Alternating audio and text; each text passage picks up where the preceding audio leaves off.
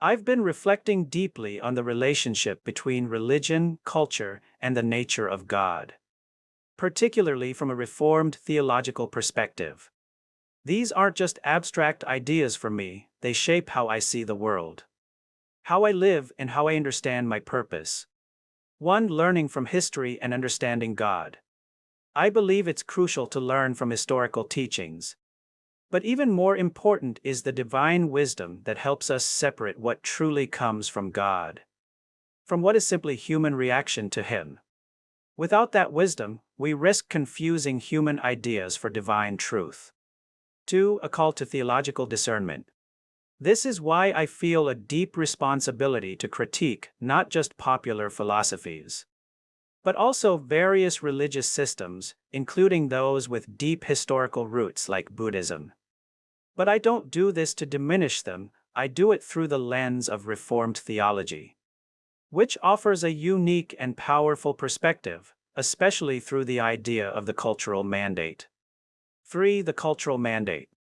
To me, the cultural mandate is a beautiful and often misunderstood truth. It's the idea that the church isn't just called to preach salvation. It's called to illuminate the world. We are meant to reflect both supernatural and natural light, truth revealed by God, and truth discovered through human culture and reason.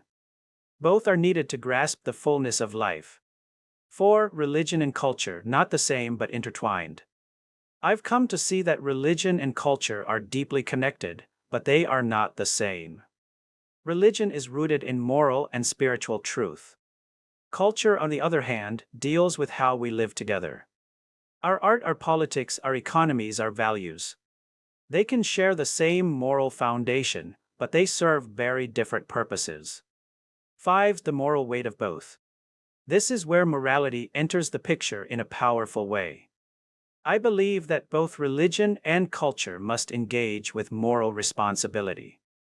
A religion that ignores morality is spiritually empty. A culture that disregards ethics is dangerously barbaric. We can't separate belief from behavior, it just doesn't work. 6. Faith in action. For me, faith without practice is dead. Real faith shows up in how we live, in how we treat others, in the decisions we make. Belief is not just something I think about, it's something I act out every day. 7. What I've noticed about religion in Asia. As someone who pays attention to the diversity of global faiths, I've observed that many Eastern religions like Confucianism, Taoism, and Buddhism offer profound wisdom. But I also notice something: these traditions often lack the concept of a personal God who reveals Himself. That stands in contrast to Abrahamic religions like Judaism, Christianity, and Islam, where God is personal, self-revealing, and relational. 8. 2 kinds of revelation. This brings me to something foundational. There are 2 kinds of revelation that help us know God. General revelation, which we see in nature, in beauty, in conscience.